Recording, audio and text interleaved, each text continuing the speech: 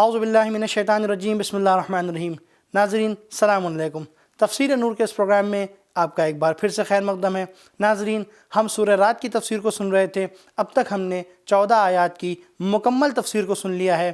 آج ہم 3 آیتوں کی اور تفسیر کو جانیں گے، جس میں ہم یہ جانیں گے کہ یہ دنیا کیسے بنی۔ لیکن اس سے پہلے ہم آپ کو یہ بتانا چاہیں گے کہ ہم نے اس تفسیر کے پروگرام کو اور دلچسپ بنانے کے لیے ہر ہفتے ایک کوئز رکھا ہے۔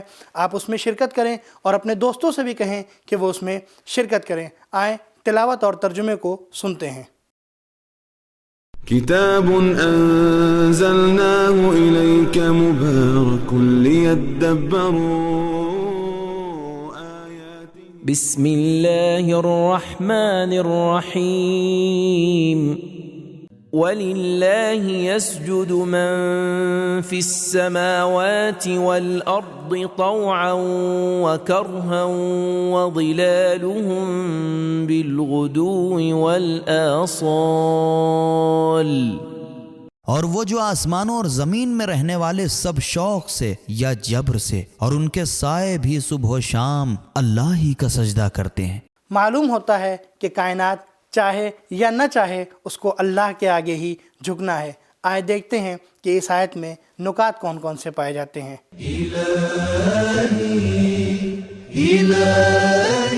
نمبر 1، لفظ من ذوی العقول عقل والوں کے لیے استعمال ہوتا ہے، جبکہ لفظ ما غیر ذوی العقول غیر عاقل کے لیے استعمال ہوتا ہے۔ لیکن دوسری آیات میں جو اس آیت کے مشابہ ہیں، لفظ ما کا استعمال ہوا ہے، جیسے وَلِلَّهِ يَسْجُدُ مَا فِي السَّمَاوَاتِ وَمَا فِي الْأَرْضِ، جو چیزیں آسمانوں اور زمین میں ہے اللہ کے لیے سجدہ کرتی ہیں۔ سورہ نحل آیت نمبر 49۔ اس سے یہ نتیجہ نکالا جا سکتا ہے کہ اس آیت میں بھی تمام موجودات کا سجدہ مراد ہے۔ اس آیت میں لفظ ظلال سایہ موجود ہے جو ذوی العقول میں سے نہیں ہے۔ نمبر 2، ممکن ہے کہ سائے کے سجدے سے مراد اس کا زمین پر ہمیشہ گرا رہنا ہو، جس طرح فارسی میں ایک مثال استعمال ہوتی ہے، سرو سوارے میرود غنچے پیودے میرود۔ سرو سوار ہو کر چلتا ہے اور غنچہ پیدل چلتا ہے۔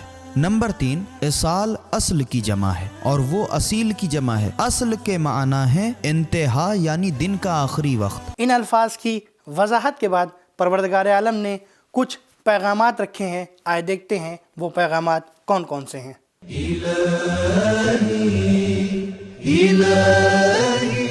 نمبر 1، کائنات کا ذرہ ذرہ رب کائنات کا سجدہ کرنے والا ہے اور اسی کا مطیع ہے، تو پھر ہمیں کیا ہوا ہے کہ اس کی اطاعت نہ کریں اور اس کا سجدہ نہ کریں۔ وَلِلَّهِ يَسْجُدُ مَا فِي السَّمَاوَاتِ وَمَا فِي الْأَرْضِ۔ نمبر 2، سجدہ صرف اور صرف اللہ ہی کے لیے ہے، وَلِلَّهِ يَسْجُدُ۔ نمبر 3، مومن کا سجدہ اپنے خدا سے عشق و محبت کا سجدہ ہوتا ہے اور دوسروں کا سجدہ اپنی ضرورت مجبوری کی وجہ سے ہوتا ہے، طوعا و کرہا۔ نمبر 4، اگر تمام موجودات اس کی اطاعت و اتباع میں آ جائیں تو ان کے تمام آثار اور اعمال و کردار بھی خدائی اطاعت کے سانچے میں ڈھل جائیں، وَظِلَالُهُمْ۔ نمبر 5، موجودات کا سجدہ دائمی ہے، یسجد بالغدو والآصال۔ یہ تھی آیت نمبر 15 کی تفسیر۔ آیت نمبر 16 کی تفسیر کو جاننے کے لیے آئیں اس کی تلاوت اور ترجمے سے آشنا ہوتے ہیں۔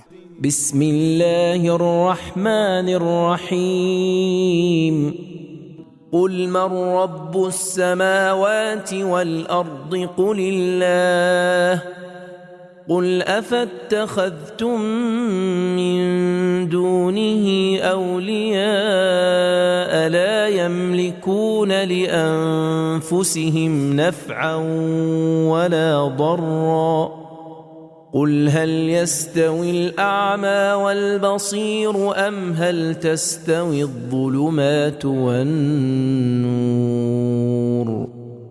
أَمْ جَعَلُوا لِلَّهِ شُرَكَاءَ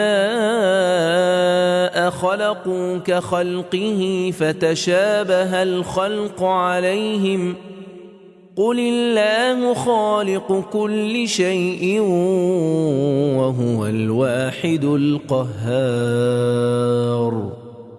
ان سے پوچھئے آسمانوں اور زمین کا پروردگار کون ہے؟ کہہ دیجئے اللہ ہے۔ تو ان سے کہہ دیجئے تو پھر کیا تم نے اللہ کے سوا ایسوں کو اپنا اولیاء بنا لیا ہے جو اپنے نفع اور نقصان کے بھی مالک نہیں ہیں؟ ان سے کہہ دیجئے کیا بینا اور نابینا یکساں ہو سکتے ہیں؟ کیا تاریکی اور روشنی برابر ہو سکتی ہے؟ کیا تاریکی اور نور برابر ہو سکتے ہیں؟ جنہیں ان لوگوں نے اللہ کا شریک بنایا ہے، کیا انہوں نے اس مخلوق کی طرح خلق کیا ہے جن کی وجہ سے پیدائش کا مسئلہ ان پر مشتبہ ہو گیا؟ کہہ دیجئے کہ اللہ ہی ہر چیز کا خلق کرنے والا ہے اور وہ یکتا اور غالب آنے والا ہے۔ آیت میں اللہ نے اپنا اور بتوں کا تقابل کرتے ہوئے مثال دی کہ کیا نور اور تاریکی ایک ہو سکتے ہیں، دیکھنے والے اور نہ دیکھنے والے ایک جیسے ہو سکتے ہیں؟ آئے دیکھتے ہیں پروردگار عالم نے اس آیت میں بندگان خاص کے لیے اور کون کون سے نکات رکھے ہیں۔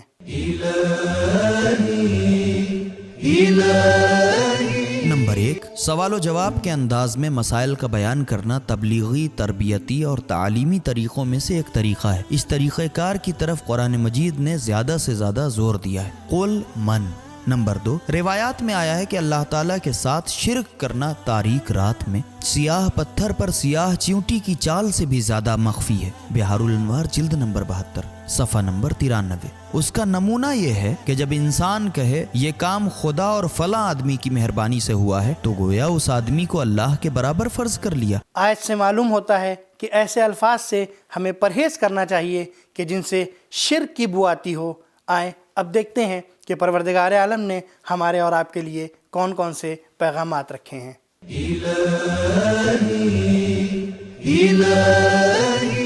نمبر 1، مشرکین اس قدر متعصب ہوتے ہیں کہ واضح ترین سوالات کا جواب بھی نہیں دیتے، اس لیے پیغمبر اکرم صلی اللہ علیہ وآلہ وسلم کو ہی ان سوالات کا جواب دینا پڑا۔ قل من رب السماوات والارض قل اللہ۔ نمبر 2، کفار صرف اللہ کی خالقیت کے قائل ہیں۔ وَلَئِن سَأَلْتَهُم مَّنْ خَلَقَ السَّمَاوَاتِ لَيَقُولُنَّ اللَّهُ۔ سورہ عنکبوت آیت نمبر 61۔ اللہ کے علاوہ دوسروں کو مدبر کائنات جانتے ہیں۔ قل من رب۔ نمبر 3، انسان کے لیے ممکن ہی نہیں ہے کہ وہ نفع کو حاصل کرے اور ضرر کو دفع و دور کرے۔ اس کے لیے جائز نہیں ہے کہ وہ اللہ کے علاوہ اپنے نفع و نقصان کے لیے مخلوق کی اطاعت کرے۔ یملکون لانفسہم نفعا ولا ضرا۔ نمبر 4، جب کوئی حق کو جان لے اور قبول نہ کرے تو وہ آنکھوں سے بھی اندھا ہے اور دل سے بھی، اور وہ اندھیر نگری میں رہ رہا ہے۔ هل يستوي الاعمى والبصير۔ نمبر 5، اللہ کے علاوہ کوئی اور آفریدگار جہان نہیں ہے کہ ہم مخلوق کی پہچان میں دھوکہ کھا جائیں۔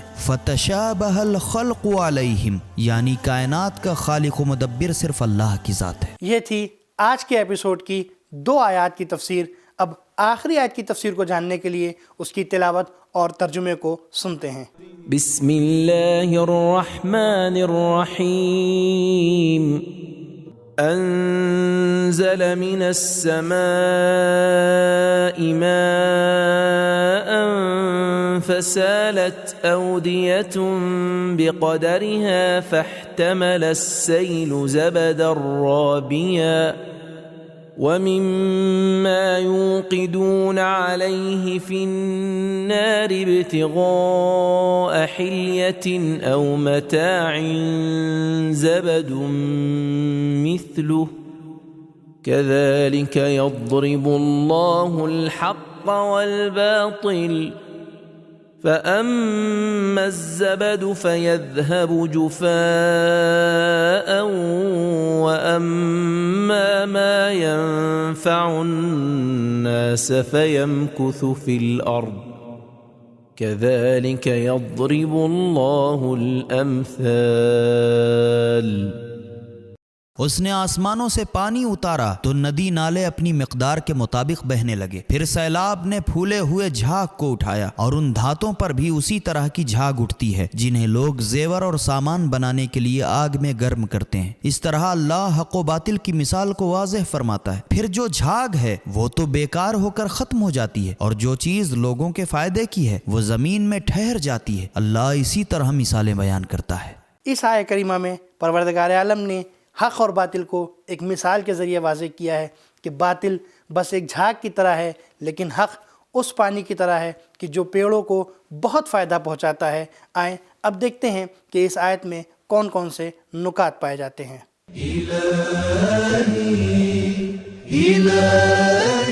الف، اس آیت میں باطل کے تعارف کے لیے 2 مثالیں پیش کی گئی ہیں۔ ایک مثال تو اس جھاگ کی ہے جو پانی کے اوپر آ جاتی ہے، اور دوسری اس جھاگ کی ہے جو دھاتوں کے پگھلتے وقت ان کے اوپر آ جاتی ہے اور انہیں ڈھانپ لیتی ہے۔ باطل جھاگ کی مانند ہے، کیونکہ نمبر 1 وہ جھاگ کے مانند جلد ختم ہو جاتا ہے، نمبر 2 سایہ حق کے نیچے رہتا ہے، نمبر 3 حق کو عارضی طور پر چھپا دیتا ہے، نمبر 4 اس کا ظاہر تو بڑا خوبصورت ہوتا ہے لیکن اس میں کوئی پائیداری و ٹھہراؤ نہیں ہوتا۔ جس طرح جھاگ نہ تو پیاسے کی پیاس بجھا سکتی ہے اور نہ اس کی وجہ سے کوئی چیز اگ سکتی ہے، یہی حال باطل کا ہے۔ نمبر 5 حالات و شرائط کے خاتمے پر خود بخود ختم ہو جاتا ہے۔ نمبر 6 بہت اونچا جا کر خوب شور و شین سے کام لیتا ہے لیکن ڈھول کی طرح خالی خلی ہوتا ہے۔ قرآن کریم نے اس امر کی یوں وضاحت فرمائی ہے، نمبر 1 بل نقذف بالحق علی الباطل فیدمغه، سورہ انبیاء آیت نمبر 18، بلکہ ہم باطل پر حق کی چوٹ لگاتے ہیں جو اس کا سر کچل دیتا ہے۔ نمبر 2 وَيَمْحُ اللَّهُ الْبَاطِلَ، سورہ شورى آیت نمبر 24، اللہ باطل کو نابود کر دیتا ہے۔ نمبر 3 وَمَا يُبْدِئُ الْبَاطِلُ وَمَا يُعِيدُ،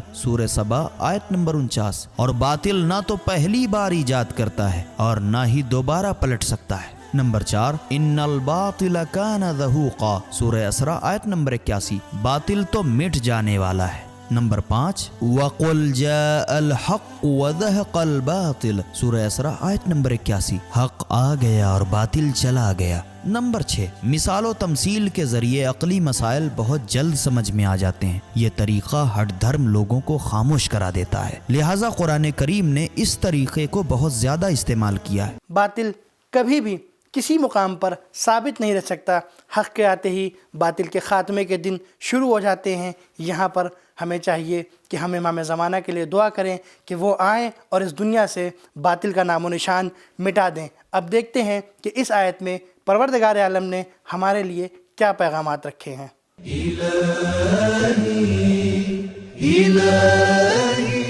نمبر 1 فیض الہی کا دریا رواں دواں ہے، ہر شخص اپنے ظرف و وسعت کے مطابق استفادہ کرتا ہے، اودیتم بقدری ہے۔ نمبر 2 ضروری وسائل، متاع اور رفاہی مسائل، حلیہ کی تیاری و تلاش لائق تحسین ہیں، ومما یوقدون علیہ فی النار۔